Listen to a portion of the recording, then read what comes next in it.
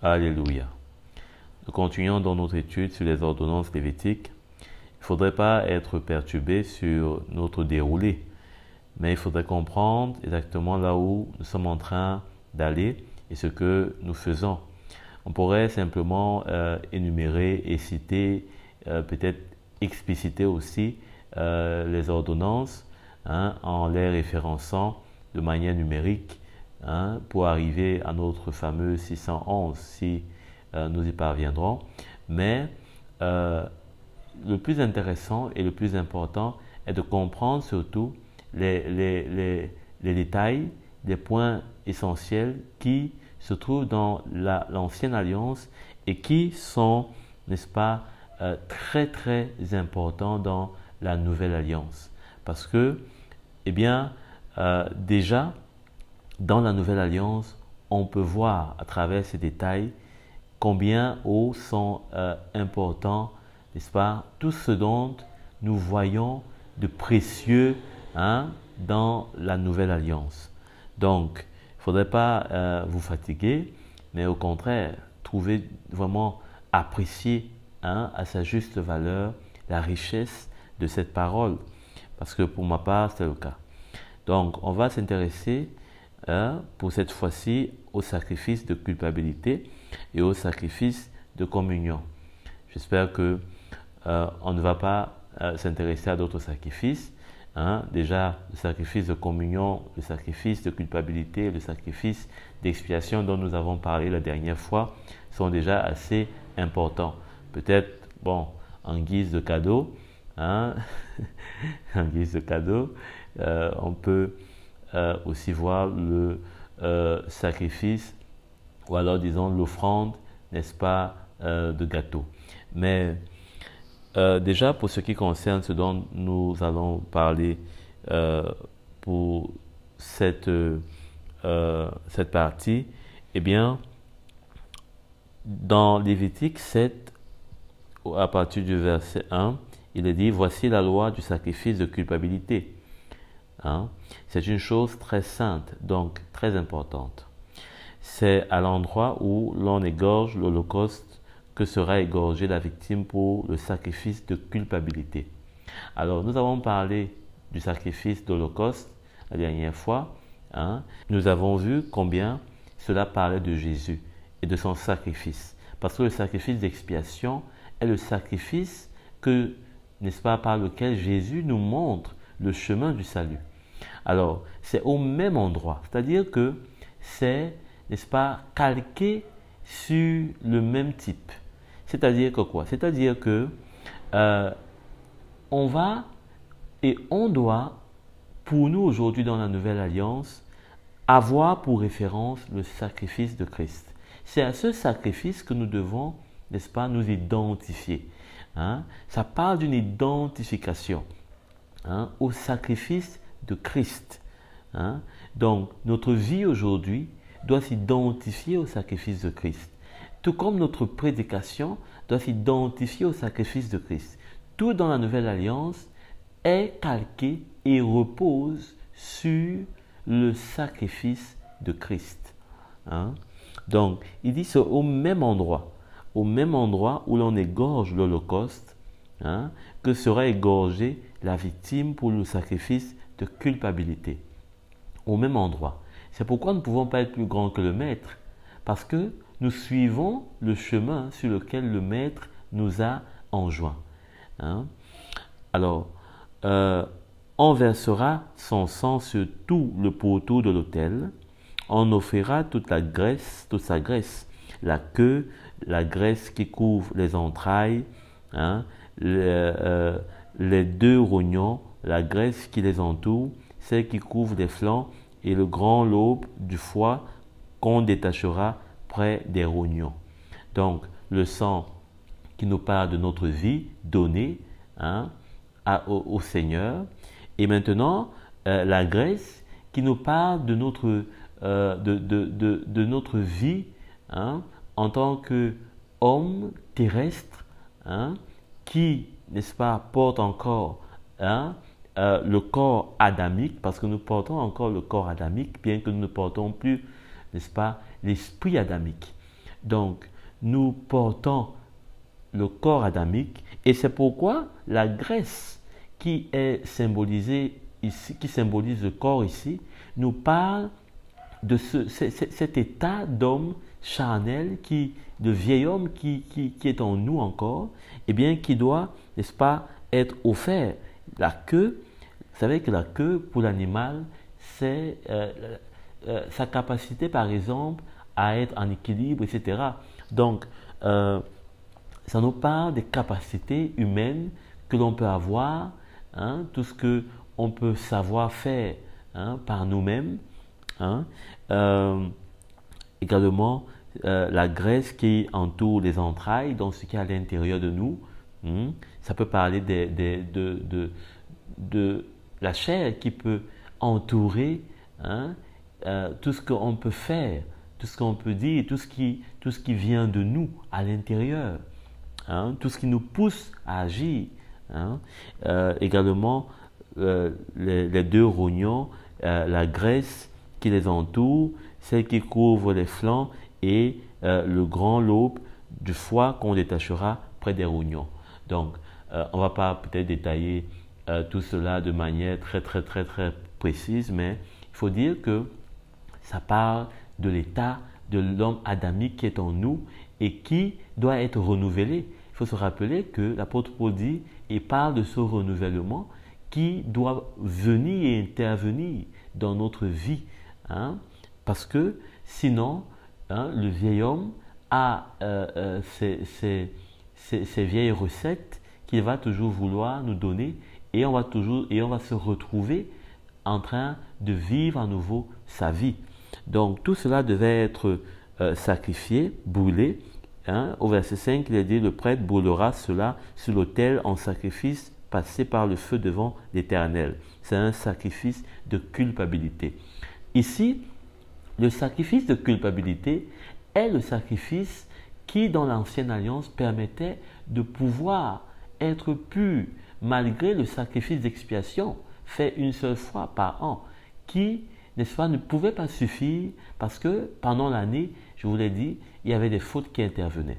Alors, aujourd'hui dans notre vie, cela nous parle dans la Nouvelle Alliance des failles que nous pouvons encore avoir parce que nous sommes dans le corps adamique. Donc, ça veut dire que avec le sacrifice de culpabilité, nous avons la possibilité de demeurer en Christ malgré nos failles, nos faiblesses. Verset 6. Tout homme parmi les prêtres en mangera. Donc, nous sommes censés avoir part hein, à cette identification avec le Seigneur dans notre vie hein, adamique, hein, ou alors je devrais dire dans notre corps adamique. Et pour cela, nous avons, n'est-ce pas, le chemin qui nous est montré, à savoir le chemin de la croix, là où Christ lui-même a offert sa vie. Hein. C'est pourquoi, il ne faut pas oublier, au verset 2, il est dit, c'est à l'endroit où l'on égorgera l'Holocauste que sera égorgée la victime pour le sacrifice de culpabilité. Amen. Donc, au verset 7, il est dit, il en va pour le sacrifice de culpabilité comme pour le sacrifice d'expiation. La loi est la même pour les deux sacrifices. Ça parle, et cela on va retrouver aussi pour certains, notamment comme le sacrifice pour le délit. Hein, il est dit que c'est la même loi que le sacrifice, n'est-ce pas, d'expiation. Donc, tout dans la Nouvelle Alliance repose sur le sacrifice de Christ. Amen. Au verset 8, il est dit, le prêtre qui offrira l'holocauste de quelqu'un aura pour lui la peau de l'holocauste qu'il a offert. Hein? Il aura pour lui la peau. Ça parle notamment de la vie hein, qui est donnée, la vie terrestre qui est offerte. On ne vit plus pour nous, hein, mais on vit dans notre corps mortel pour le Seigneur. malgré que nous sommes sur la terre, nous sommes toujours avec les hommes et les femmes de ce monde, avec les activités de ce monde, avec la chaleur et les maladies de ce monde, mais avec la pauvreté aussi et parfois avec certaines richesses, mais nous ne vivons plus cela pour nous-mêmes. Nous ne vivons plus comme si nous vivions notre vie, mais nous vivons la vie du Seigneur dans le corps, n'est-ce pas, dans lequel nous sommes. À partir du verset 9, il est dit toute offrande cuite au four préparé sur le grill ou à la poêle sera pour le prêtre qui l'a offert. Toute offrande pétrie à l'huile ou sèche sera pour les descendants d'Aaron sans distinction. Donc, on voit comment est-ce que le Seigneur a donné sa vie et cela a permis, n'est-ce pas, que bien sûr, lui, il a reçu en tant que souverain sacrificateur, il a reçu nos vies.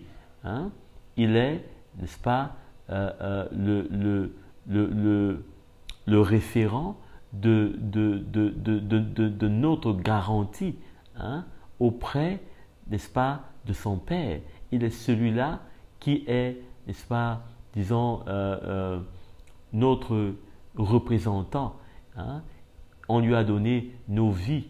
Il parle pour nous auprès de son Père. Et nous avons reçu de lui son esprit. C'est de ça qu'il parle. En tant que les descendants, en tant que ceux qui font le sacrifice à ses côtés, parce que nous aussi aujourd'hui, comme des fils d'Aaron, nous faisons des sacrifices auprès de Christ aujourd'hui dans la nouvelle alliance. Et c'est pour cela d'ailleurs que nous sommes en lui, comme l'apôtre Paul dit, dans les lieux célestes. Ce n'est pas pour regarder d'en haut avec, c'est pas moi, une trop haute estime de nous-mêmes, ceux qui sont sur la terre, ou pour inconsidérer quiconque. Mais au contraire, c'est pour offrir davantage des sacrifices à Dieu par nos vies. Donc, on reçoit son esprit. C'est de cela, n'oubliez pas que l'huile, bien sûr, pétrie à l'huile, ça parle de notre vie qui est remplie de son esprit. D'ailleurs, la parole de Dieu nous exhorte à être remplis de son esprit. Donc, comme Jésus lui-même, il était. Verset 11, il est dit, voici la loi du sacrifice de communion qu'on offrira à l'Éternel. Si quelqu'un l'offre par reconnaissance, il offrira comme le sacrifice, il offrira avec le sacrifice de communion des gâteaux sans levain pétris à l'huile, des galettes sans levain arrosées d'huile et des gâteaux de fleurs de farine à l'huile. Toujours l'huile. Il n'y a pas la chair. Pétris sans levain, pas de chair, mais par l'esprit. Donc, à ces gâteaux, il ajoutera du pain levé pour son offrande, pour accompagner son sacrifice de reconnaissance et de communion.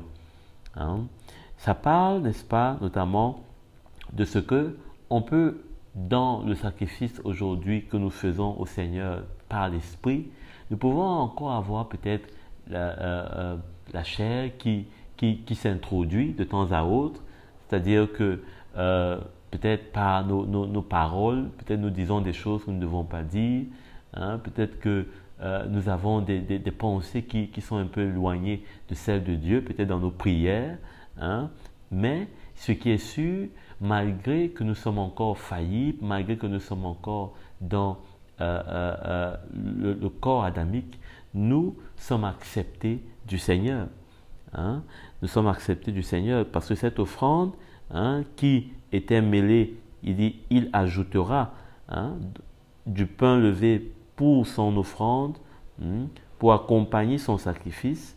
Notamment, ça peut peut-être parler des richesses injustes, parce que par exemple, l'argent que nous disposons sont des richesses injustes, mais cela accompagne toujours nos sacrifices parce que nous avons cet argent pas pour glorifier, c'est pas moi nous-mêmes, mais pour glorifier et pour faire avancer le royaume de Dieu.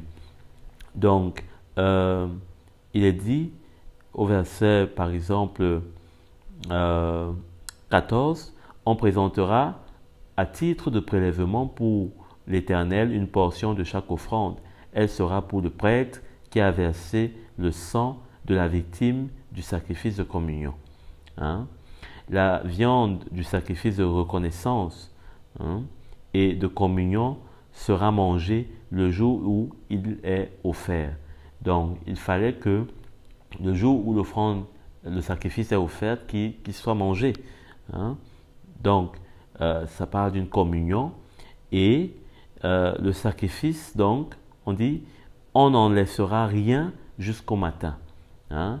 Si quelqu'un offre un sacrifice pour l'accomplissement d'un vœu ou comme offrande volontaire, la victime sera mangée le jour où il l'offrira et ce qui en restera sera mangé le lendemain. Hein? Ce qui restera de la viande de la victime le troisième jour sera brûlé au feu. Donc, il fallait que on puisse bien distinguer qu'on n'est pas en train de manger notre nourriture qu'on a préparée chez nous, mais on est en train d'être en communion avec, n'est-ce pas, quelque chose qui était sainte. N'oublions pas, on l'a lu. Donc, ça veut dire qu'il fallait distinguer ce qu'on fait. Et c'est aujourd'hui pareil dans la Nouvelle Alliance. Nous devons, n'est-ce pas, être attentifs, sensibles au sacrifice que nous faisons dans la maison de Dieu. On ne peut pas faire des sacrifices dans la maison de Dieu comme si on était chez nous et peut-être on était installé dans notre salon. Nous devons avoir une crainte, nous devons avoir une considération, nous devons avoir un respect pour ce que nous faisons comme service pour le Seigneur. Et en l'occurrence, quand il est parlé de manger cela, n'est-ce pas, le jour même, ça montre de comment est-ce que il ne fallait pas que notre sacrifice soit un sacrifice qui est, je pourrais dire, réchauffé, un sacrifice qui est vieilli, un sacrifice qui n'est pas neuf, qui n'est pas vivifié. Il ne fallait pas qu'on se retrouve avec un sacrifice qui a duré et qui finalement, dans lequel la mort peut-être vient encore se retrouver. Parce que, on va le lire plus bas, si quelque chose d'impur touchait le sacrifice devenait impur. Et ceux qui le mangeaient devenaient aussi impurs. Donc il fallait que le sacrifice soit toujours frais et qu'il puisse, n'est-ce pas, être agréable au Seigneur. C'est pourquoi il fallait le manger. Il fallait avoir une communion avec ce sacrifice. Donc ça part d'une communion avec le sacrifice qui est de tous les instants, qui est, n'est-ce pas, qui ne laisse pas la place à la religiosité, qui ne laisse pas la place, c'est pas moi, à quelque chose qui devient routine, mais qui, n'est-ce pas, vient non seulement de l'esprit, mais que ce soit d'un cœur, n'est-ce pas, qui est vivifié, qui est vivant pour le Seigneur. Donc, voilà ce qu'on peut dire s'agissant de cet aspect. Et il est dit par la suite dans le verset 18, dans le cas où quelqu'un mangerait de la victime, de la viande de son sacrifice de communion le troisième jour, le sacrifice ne sera pas accepté. Il ne sera pas porté au compte de celui qui l'a offert. Ce sera une chose infecte et celui qui en mangera restera chargé de sa faute. Donc, celui qui venait manger le sacrifice le troisième jour, eh bien, porterait et resterait chargé de sa faute parce que ce n'était pas permis. On se demande bien pourquoi est-ce que le sacrifice n'est pas fini d'être mangé, eh bien, soit le premier jour, soit le deuxième jour. Parce qu'il fallait que le sacrifice soit toujours frais et que rien de ce que, par exemple, comme une sécheresse, puisse venir se poser sur le sacrifice. Hein, parce que vous savez que c'est comme une nourriture. Si vous la laissez à l'air libre, si vous la laissez un peu de temps après l'avoir préparée, eh bien, sans peut-être non seulement prendre des mesures, mais alors peut-être sans la préserver, eh bien, la nourriture se dégrade. Et si la nourriture se dégrade, eh bien, vous-même, si vous en mangez, ça vous infecte. Hein? Donc, c'est la même chose. Sauf que ici, c'est sur un plan spirituel où il ne faudrait pas, par exemple, vous savez que je crois que c'est Jésus qui le dit, il ne faudrait pas que quand on prie, que l'on multiplie, hein, ou c'est Paul, quand on prie, que l'on multiplie des paroles, hein, que l'on multiplie des paroles, comme si le Seigneur n'entendait pas, comme si c'est en l'agaçant qu'il va opérer quelque chose en notre faveur. Bien sûr que nous devons persévérer, mais il faudrait que nous puissions avoir un témoignage dans notre cœur, nous puissions avoir une lumière qui nous amène, pas simplement à répéter une prière tout le temps, mais à comprendre et à saisir le cœur du Seigneur. Et pour cela, il faut une liaison, hein, plutôt qui soit toujours disponible, qui nous donne accès au cœur du Seigneur. Et c'est cela que, n'est-ce pas, nous voyons à travers cet aspect. Au verset 21, « Et si quelqu'un touche quelque chose d'impur, une impureté humaine, un animal impur ou n'importe quelle abomination impure, et mange de la viande du sacrifice de communion qui appartient à l'Éternel, il sera exclu de son peuple. » Donc, voilà, on était exclu parce qu'on a touché à un animal impur, parce qu'on a mangé quelque chose d'impur, hein? On a touché à une impureté humaine, par exemple le sang menstruel de la femme, hein? Et c'était ça, par exemple, qui pouvait vous mettre hors du peuple de Dieu, être chassé du peuple de Dieu. Parce que le Seigneur, n'est-ce pas, n'aime pas, ne côtoie pas, hein, l'impureté. Hein, on se rappelle bien qu'il est le Dieu, hein, 3 fois saint. Donc au verset 22, l'Éternel dit à Moïse, transmet ses instructions aux Israélites, vous ne mangerez aucune graisse de bœuf, hein, d'agneau ou de chèvre. La graisse d'une bête trouvée morte ou déchiquetée pourra servir à n'importe quel usage, mais vous ne la mangerez pas. Si quelqu'un mange la graisse des animaux qu'on offre à l'Éternel en sacrifice passé par le feu, il sera exclu de son peuple. Donc cette graisse-là, on a dit que c'était tout ce qui est de l'homme adamique. Et il ne faudrait pas en manger parce que, eh bien, le Seigneur a donné sa vie afin que l'homme adamique soit cloué à la croix. Amen. Donc, vous ne mangerez pas du sang d'oiseau ni de bétail ou que vous habitiez. Si quelqu'un mange du sang, il sera exclu de son peuple. Hein? Le sang, manger de son sang, hein, ça veut dire que quoi? Ça veut dire garder sa vie. Hein? Celui qui mange son propre sang, c'est celui qui garde sa propre vie. Or, Jésus a dit que celui qui garde sa propre vie, il la perd. Hein? Mais celui qui perd sa vie, il la gagne. Et c'est ainsi que nous devons comprendre. Nous allons énumérer juste, hein, ces différents points quand nous allons continuer, disons, plus en profondeur et nous n'allons plus expliquer tout ceci. Donc, ne vous en faites pas, tous ces aspects vont vont constituer, n'est-ce pas, les ordonnances de façon numérique. Hein? Alors, au verset 28, l'Éternel dit à Moïse, transmet ses instructions aux Israélites. Celui qui offrira à l'Éternel un sacrifice de communion apportera à l'Éternel une offrande prise sur son sacrifice de communion. Hein?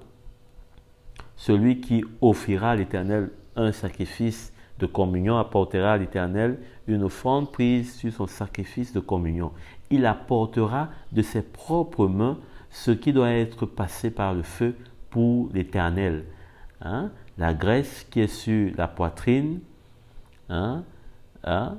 et il fera avec la poitrine le geste de présentation devant l'Éternel. Donc, pour le sacrifice de communion, celui qui venait faire le sacrifice, eh bien c'est lui-même qui, parce que ce sacrifice est aussi appelé le sacrifice de prélèvement. Dans ce sacrifice-là, eh bien celui qui venait faire le sacrifice, c'est lui qui apportait de ses propres mains, on l'a lu, ce qui doit être passé par le feu. Or, dans le sacrifice d'expiation, c'est le souverain sacrificateur qui lui-même, n'est-ce pas, faisait passer la victime entièrement. Mais dans le sacrifice de communion, c'est celui-même qui fait le sacrifice, qui vient et qui propose, qui donne, qui apporte, bien sûr. Malgré tout, il y avait des parties qui étaient précises qu'il devait lui-même donner.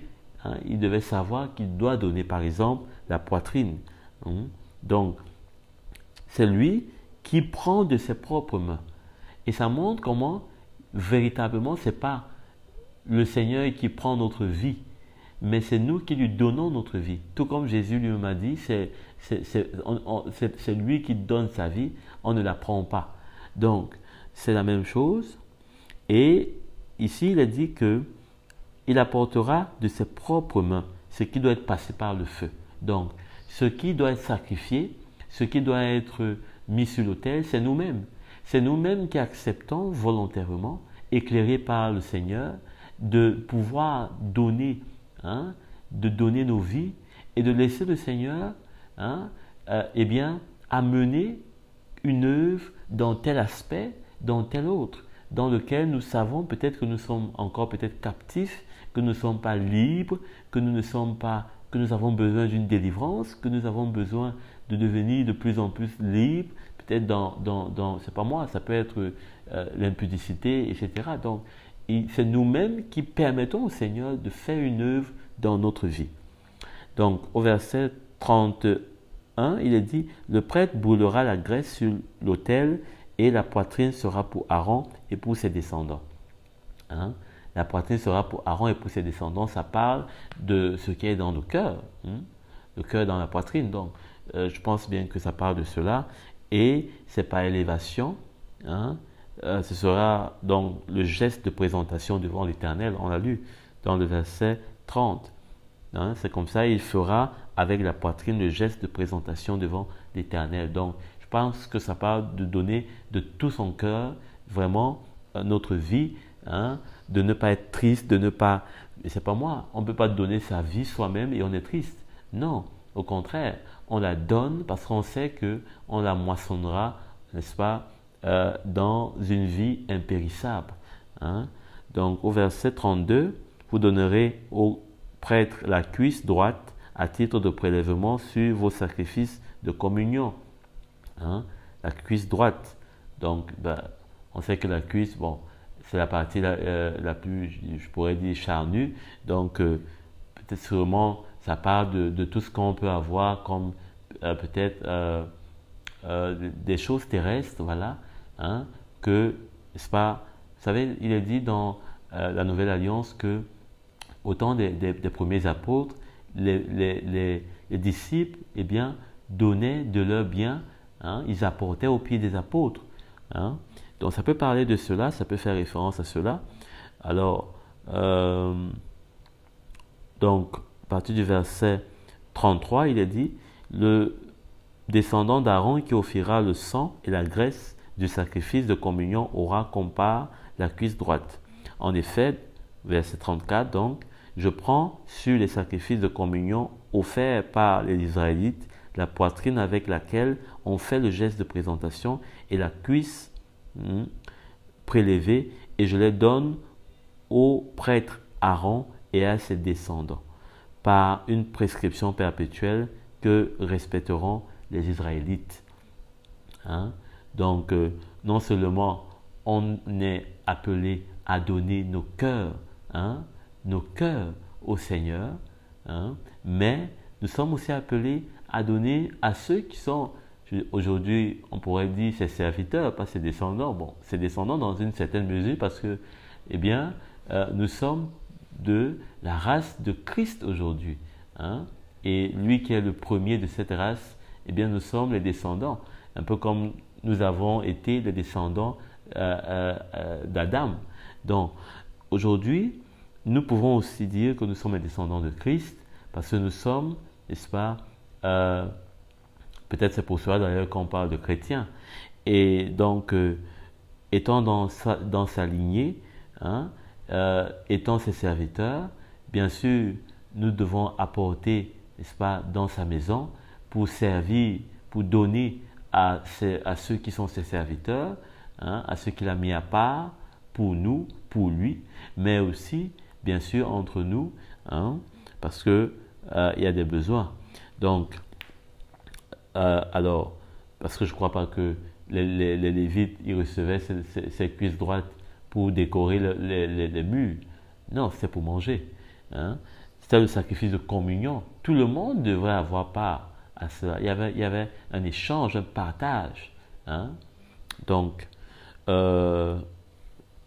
d'autant plus qu'il est dit en haut, hein, on parle tantôt du sacrifice de reconnaissance, on parle du sacrifice, n'est-ce pas, donné comme reconnaissance dans le sacrifice de communion, hein, entre autres.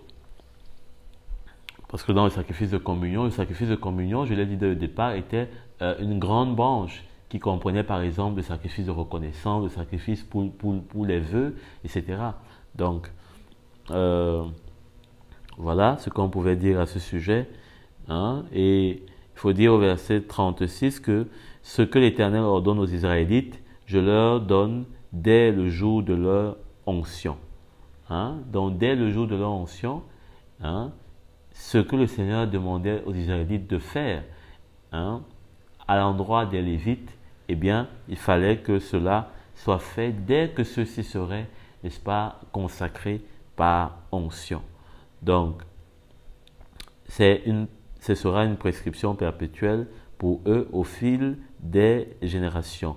Telle est la loi pour l'Holocauste, l'offrande, le sacrifice d'expiation, le sacrifice de culpabilité, la consécration, le sacrifice de communion. Donc voilà les différents sacrifices. Hein. Je vous ai parlé tantôt, je ne sais pas moi, du sacrifice perpétuel, c'est le sacrifice de consécration. Donc voilà pour cet aspect. Nous allons aussi voir à présent d'autres aspects, toujours en lien avec les sacrifices, parce qu'il faut dire que véritablement, il y a un cœur de grâce qui se dégage, hein, dans aussi même les sacrifices et le sacerdoce.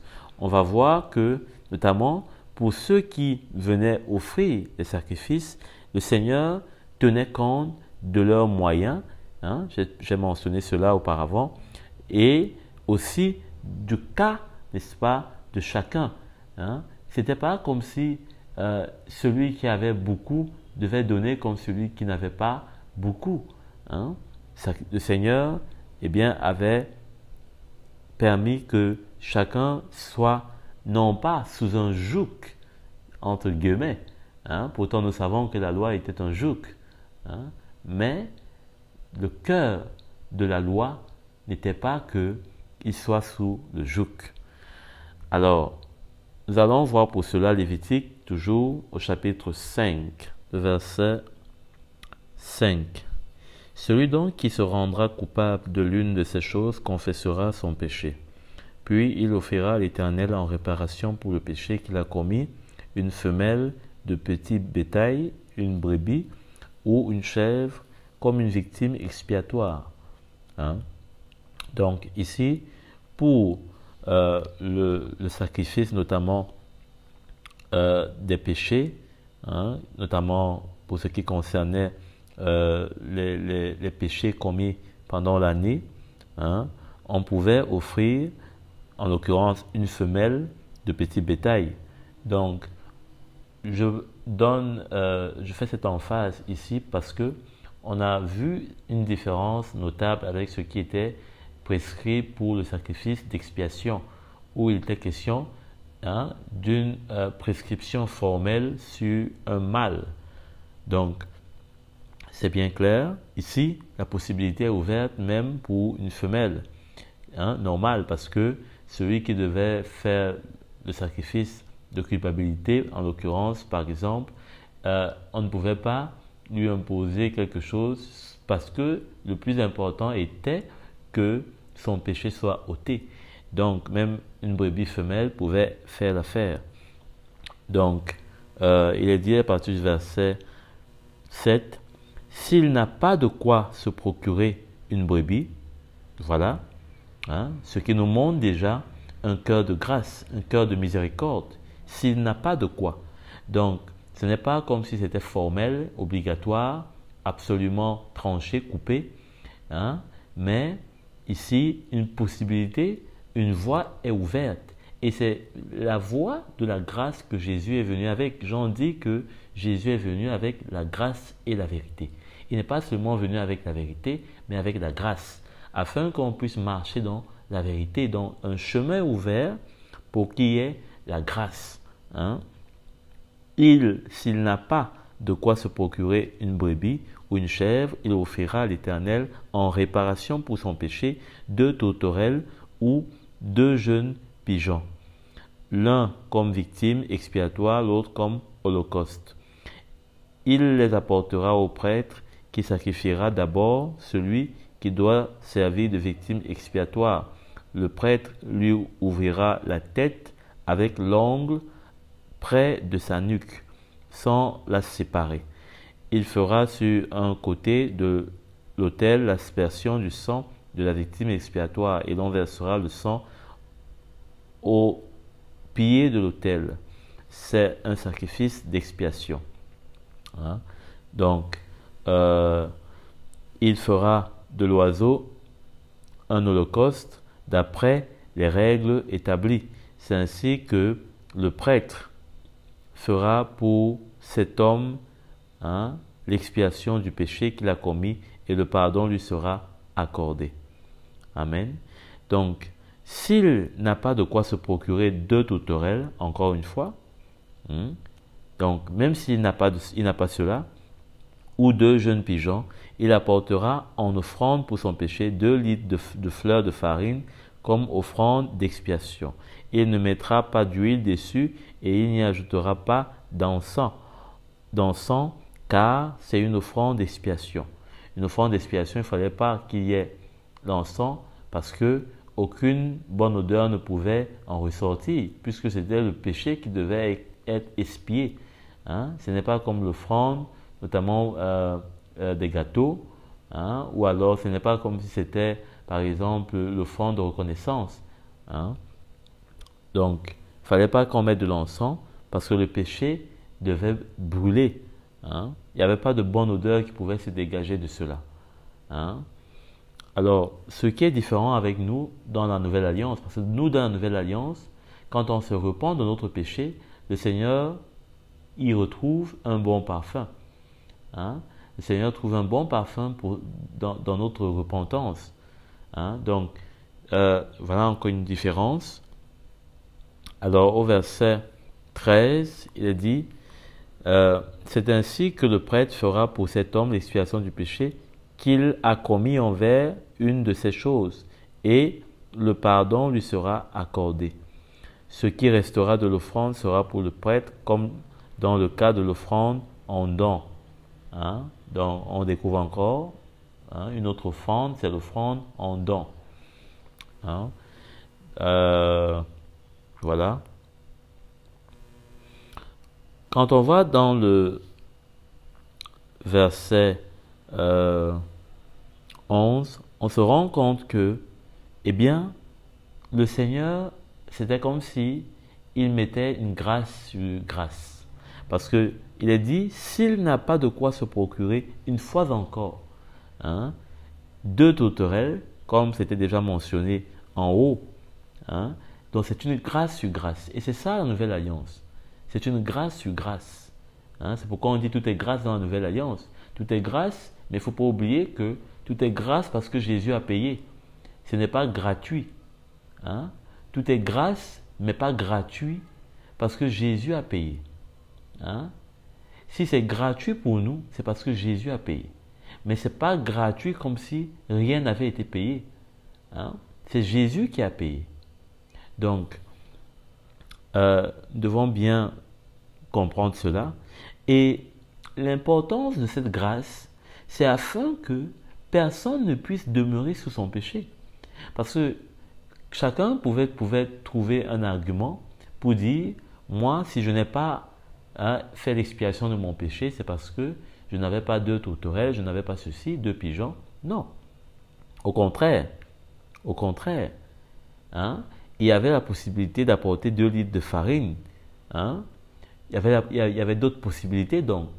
Donc le Seigneur ne voulait pas que le péché domine au milieu de son peuple. Et pour cela, il fallait que la loi ne soit pas forcément droite d'une manière rectiligne, sans possibilité quelconque, pour donner aux uns et aux autres qui n'ont pas les mêmes moyens, les mêmes possibilités, de pouvoir faire face à leur péché. Et c'est de même aujourd'hui, on ne peut pas mettre les chrétiens au même niveau. Chacun est différent. Chacun a une maturité différente. On ne peut pas demander à celui-ci de faire comme l'autre. Bien sûr qu'il y a des choses qui doivent être faites pareilles. Si quelqu'un tombe dans le péché, il doit se repentir, qu'il ait beaucoup ou peu de moyens. Ça n'a rien à voir. Donc, on voit la même chose. C'est la disposition de cœur que le Seigneur recherche. Que chacun puisse voir son état et désirer changer cet état. Parce que le Seigneur, lui, ne va pas changer. Ce n'est pas parce que vous n'avez pas peut-être de possibilité d'apporter 2 tourterelles, eh bien que lui, il ne va pas condamner le péché que vous avez manifesté. Donc, il fallait que le péché ne règne pas, ne domine pas, ne subsiste pas au milieu de son peuple. Mais il fallait aussi que pour cela, que la loi puisse donner accès à chacun selon ses moyens de pouvoir et selon sa faute de pouvoir expier ses péchés. Et ici, cette grâce donc que le Seigneur ajoute, ouvre, donne à chacun, eh bien, c'est pour que le péché, n'est-ce pas, nous puissions être exempts de toute trace du péché au milieu de nous. D'ailleurs, l'apôtre Paul dit cela à Timothée, plutôt à Tite. Il dit cela à Tite, quand on va dans Tite, qu'est-ce que l'apôtre Paul dit par rapport à la grâce Dans Tite 2, au verset 12. En effet, verset 11, la grâce de Dieu, source de salut pour tous les hommes, a été révélée. Elle nous enseigne à renoncer à un mode de vie impie et aux convoitises de ce monde et à vivre dans le temps présent conformément à la sagesse, la justice et à la piété, en attendant notre bienheureuse espérance. Donc, quand on voit ce verset, difficile de ne pas faire le lien avec ce qu'on a lu dans Lévitique, où le Seigneur montre comment cette grâce libère celui qui a commis un péché, et quelle que soit sa nature, quelle que soit la nature du péché, quel que soit l'état social de la personne, ses moyens, ses possibilités, quel que soit ce qu'il est, ce qu'il a, eh bien, il a une possibilité d'être pardonné, il a une possibilité de ne pas rester sous la condamnation de son péché, mais d'être libéré et de pouvoir vivre selon, n'est-ce pas, la volonté, les commandements du Seigneur. Donc, c'est très intéressant de voir cela. Allons à présent dans Nombre pour voir toujours cette grâce de Dieu.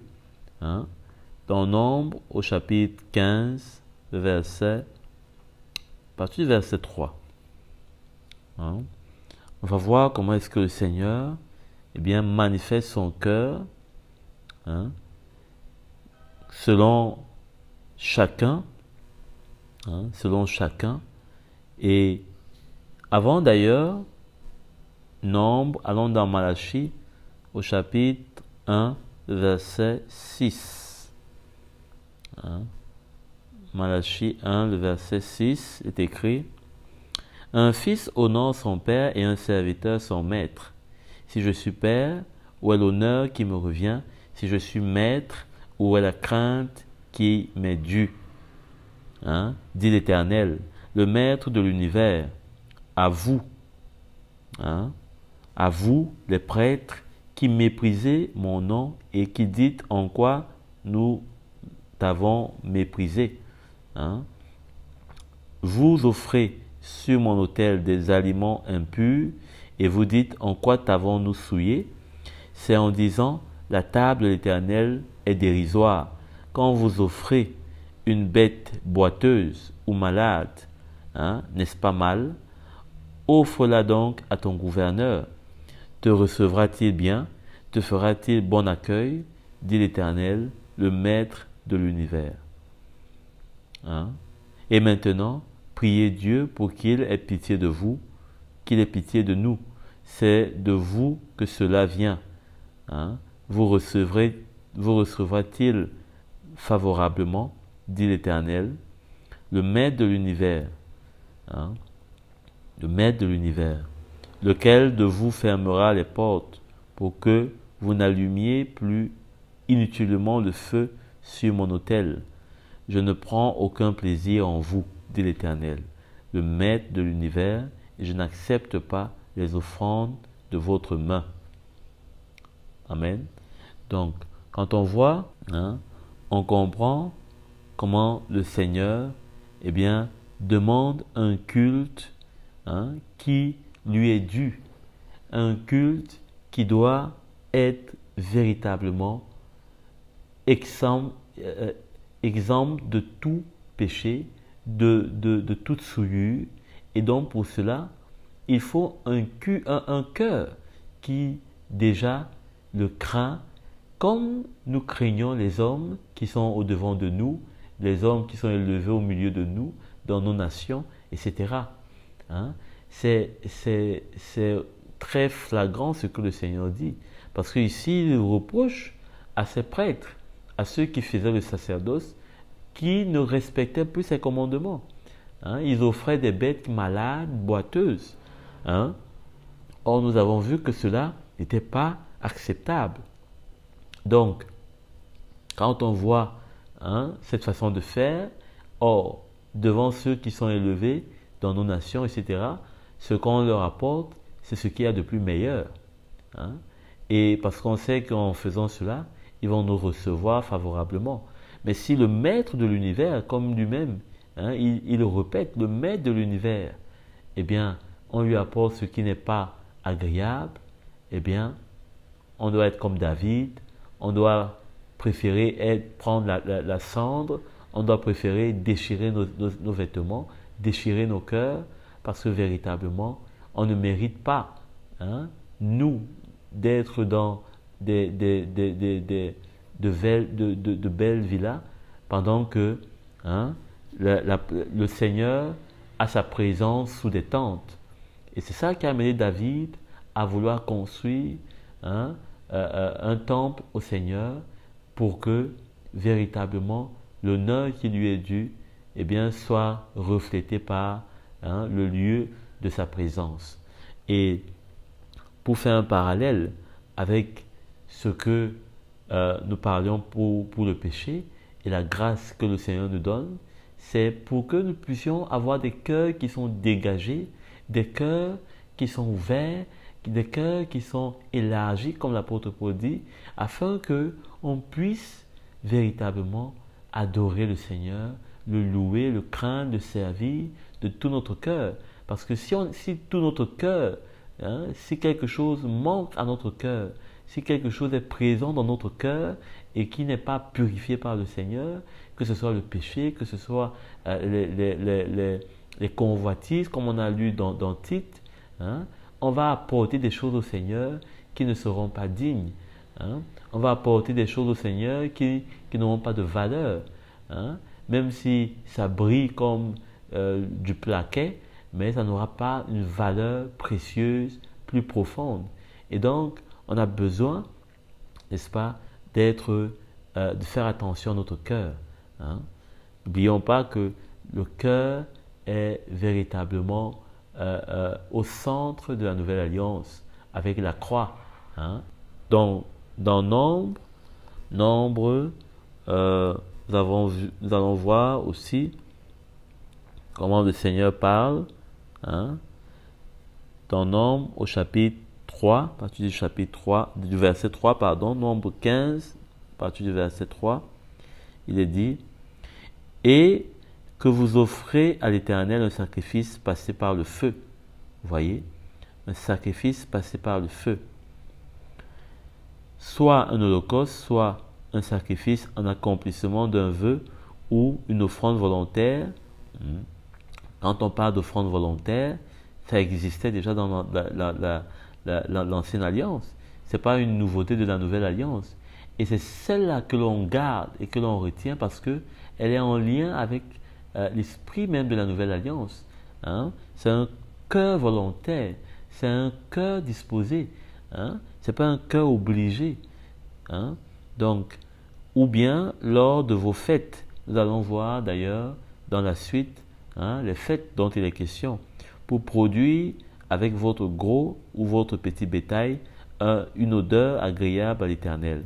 Celui qui fera une offrande à l'Éternel présentera en offrande 2 litres de fleurs de farine pétrie avec 1 litre d'huile.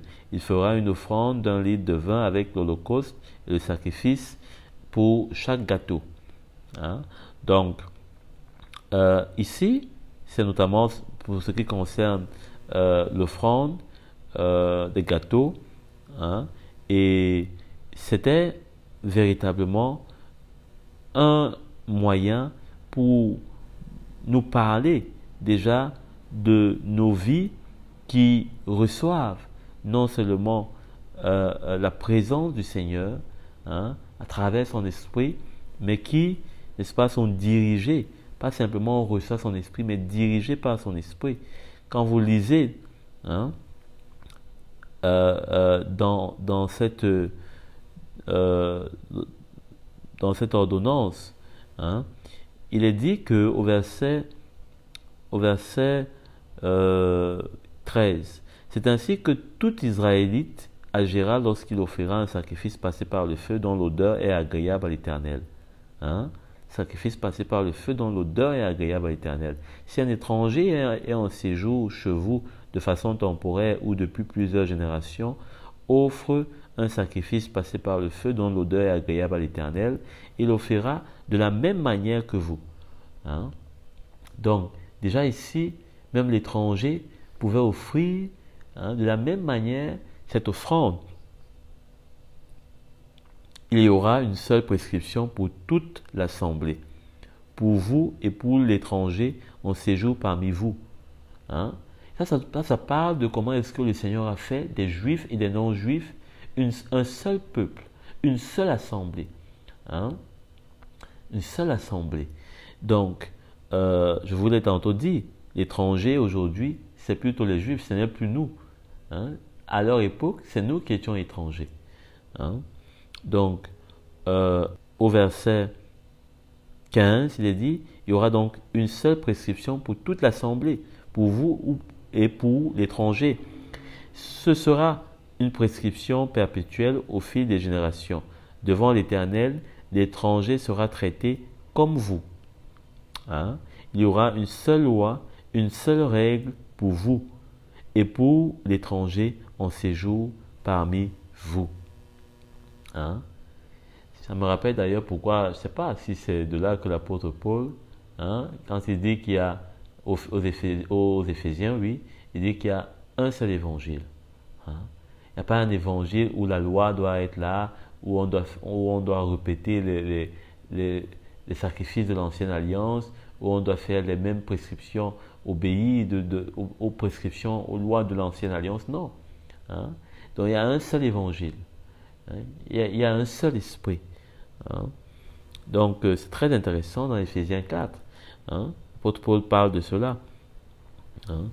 Alors, au verset 17, il dit, l'Éternel dit à Moïse, transmet ses instructions aux Israélites quand vous serez arrivés dans le pays où que je vous ferai entrer et que vous mangerez du pain de ce pays, vous prélèverez une offrande pour l'Éternel. Hein. Vous présenterez à titre de prélèvement un gâteau tiré de votre première fournée. Vous le présenterez comme l'offrande qu'on prélève de l'air de l'abattage. Donc, ça parle surtout des prémices là. Hein? L'offrande qu'on prélève de l'air des abattages, des prémices. Hein? Vous prélèverez sur votre première fournée, hein, une offrande pour l'Éternel. Donc, voilà. Lorsque vous pécherez involontairement et ne respecterez pas tous mes commandements, hein, que l'Éternel a fait connaître à Moïse, tout ce qu'il vous a ordonné par l'intermédiaire de Moïse depuis le jour où il a donné des commandements, hein, et plus tard au fil des générations. Si l'on a péché involontairement sans que l'assemblée s'en aperçoive, toute l'assemblée offrira un jeune taureau en holocauste dont l'odeur est agréable à l'Éternel. Donc voilà. S'agissant des péchés involontaires ou volontaires, nous avons parlé de cela dans la catégorisation des sacrifices. Hein. On a fait bien les remarques. Mais on pourra toujours revenir pour que ce soit davantage voilà, bien incrusté dans nos esprits. Donc, je crois que c'est très intéressant. Hein. Dans Exode, on ne va pas s'appesantir sur le sacrifice de l'offrande de pain, de gâteau. Donc, dans Exode, il y a un texte qui est très intéressant aussi, Exode 12, au verset « Si un étranger en séjour chez vous veut célébrer la Pâque de l'Éternel, tout homme de sa maison devra être circoncis. Alors il pourra s'approcher pour la célébrer et sera comme l'Israélite. Mais aucun incirconcis n'en mangera. Il y aura une seule loi pour l'Israélite et pour l'étranger en séjour chez vous. » Donc, même chose. Hein? Aujourd'hui, cette circoncision est de cœur. Et c'est pourquoi nous, les étrangers, nous avons accès aujourd'hui. Parce que nous sommes circoncis de cœur. Hein? Si nous n'étions pas circoncis, nous n'aurions pas cette possibilité d'avoir part à la Pâque du Seigneur, c'est-à-dire à son sacrifice. Donc, voilà comment, hein, le Seigneur a fait toutes choses bien dans la nouvelle alliance. Hein? Afin que nous aussi, nous ayons part. Ça montre comment la grâce de Dieu déjà, depuis même l'ancienne alliance, a une attention même pour celui qui est loin, qui n'a pas de place, hein, dans son peuple, hein, et pour l'attirer, pour la mener à trouver, n'est-ce pas, aussi le salut en Christ. Pour le pardon de nos péchés, il fallait apporter le meilleur de nous-mêmes, et cela toujours à recommencer. Il fallait du sang, un sang innocent, celui d'un agneau sans défaut. Mais qui va payer? Dieu va payer d'une offrande parfaite le sacrifice de son Fils. Il est l'amour, l'amour parfait, celle qui dure à jamais, celle qui n'attend rien en retour, si ce n'est ton cœur pour toujours. Il est l'amour, l'amour parfait, celle qui faillira jamais, celle qui a dit Père envoie-moi, je passerai par la croix. Il n'y a pas plus grand amour que Jésus, il est